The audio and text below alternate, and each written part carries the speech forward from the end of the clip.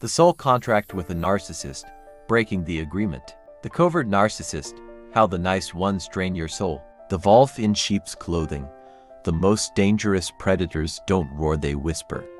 While overt narcissists announce their toxicity with bravado and arrogance, the covert narcissist operates in shadows, cloaking manipulation in kindness, weaponizing vulnerability, and playing the victim while systematically dismantling your sense of self.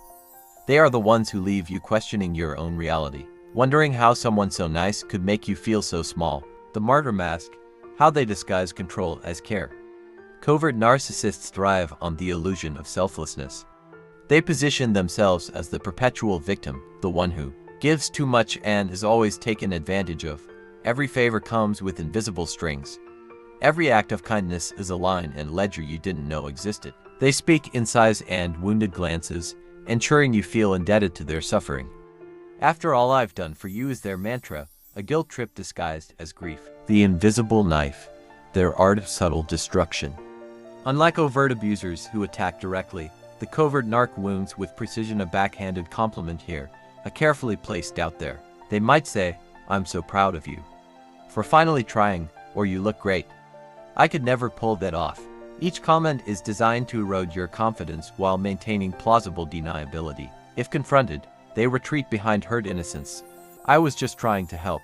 You're so sensitive." The emotional bait-and switch, how they keep you hooked. One day, they're showering you with affection texts, gifts, declarations of how special you are. The next, they're distant, cold, leaving you scrambling to regain their approval. This intermittent reinforcement is addictive, conditioning you to chase their validation like a gambler desperate for the next win. And when you set boundaries, the punishment is passive-aggressive silence, a withdrawal of warmth designed to make you crawl back. The spiritual warfare, why this goes beyond psychology. This isn't just a personality disorder, it's soul theft. Covert narcissists target empaths and spiritually attuned individuals because they feed on light like parasites. Their gaslighting isn't just mental. It's a violation of your intuition, your connection to truth. They make you doubt your own discernment, the very voice of your spirit. In ancient traditions, such beings were called energy vampires, those who drain others to fill their own emptiness. Breaking the spell, reclaiming your power. The first step is recognition. That constant exhaustion after interacting with them, the creeping self-doubt, the way your achievements somehow always circle back to their narrative. These are not accidents, they are evidence of a slow poisoning. Next comes detachment. Covert narcissists hate boundaries because boundaries expose their game. Learn to say no without apology, to walk away from emotional punishment, to refuse to play their victim rescuer drama. Finally, rebuild your spiritual armor. Prayer, meditation, and energy-clearing practices are vital. Surround yourself with truth-tellers, people who reflect your worth back to you, not distort it. The truth they fear most. Covert narcissists rely on your silence, your guilt, your willingness to doubt yourself. But when you name their game aloud, when you stop fearing their disappointment, their power crumbles. They need your light to survive, but you were made to shine without feeding the dark. The soul contract with a narcissist, breaking the agreement, the invisible bond that chains you. When you've loved a narcissist, whether parent, partner, or friend, you didn't just give them your heart. Unknowingly, you signed a soul contract, an energetic agreement that says, "I will prioritize your reality over mine. I will absorb your shame. I will shrink so you can feel big." These contracts are written in silent vows. I'll fix you, I'll earn your love, I'll make you happy. But this isn't love, it's spiritual slavery. How the contract forms. Childhood wiring. For those raised by narcissistic parents, the contract was signed before you could speak. A child's survival brain learns. If I'm quiet, I'm safe. If I'm perfect, I'm loved.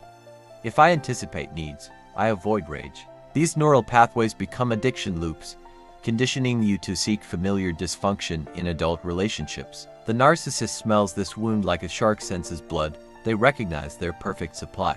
The toxic alchemy of narcissistic relationships, the distortion field. Narcissists don't just lie, they create alternate realities. Through gaslighting, they rewrite history that never happened. Redefine your emotions, you're too sensitive. Reframe abuse as love, I do this because I care. Over time, victims develop Stockholm syndrome of the soul. defending their abuser while hating themselves. The emotional black market. In healthy relationships, love flows freely. With narcissists, it's a transactional economy. You pay with silence, compliance, self-betrayal.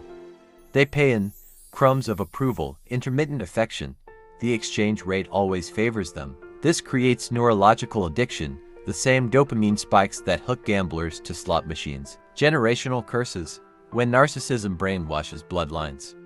Narcissistic families operate as cults of personality, with the narcissist as the central idol. Children are programmed through 1. Role assignment. The golden child must maintain perfection. The scapegoat absorbs family shame. The lost child learns invisibility equals safety. 2. Emotional incest. Children become surrogate spouses, forced to manage adult emotions, keep dark family secrets, sacrifice their needs to stabilize the parent. 3. Spiritual inheritance. Untreated trauma becomes ancestral baggage, passing down. Hypervigilance, toxic shame, attraction to abusive dynamics. Breaking the contract, soul liberation. 1. Nullify the agreement. Speak aloud. I revoke all vows, promises, and contracts made under manipulation. What was taken is returned. What was given is reclaimed. 2. Rewire your nervous system. Train your brain to recognize safe connection, not familiar chaos. Reparent yourself through consistent self-care. Rebuild discernment through small boundary victories. 3. Cut the ancestral cords. Visualize. Returning borrowed shame to its original owners. Extracting your energy from family dramas. Blessing the cycle ends with you. The Phoenix process. When a soul rebirths itself. Breaking a narcissistic soul contract isn't separation, it's sovereignty. As you detox, expect withdrawal symptoms, guilt for prioritizing yourself, loneliness as toxic bonds dissolve, strange dreams as energy rebalances. Rebirth signs. Sudden clarity about past abuse. Attracting healthier relationships. Rediscovering passions you abandoned to please others. The narcissist will sense your awakening. Expect hoovering attempts. Remember, a contract only binds if both parties keep signing. Stop signing.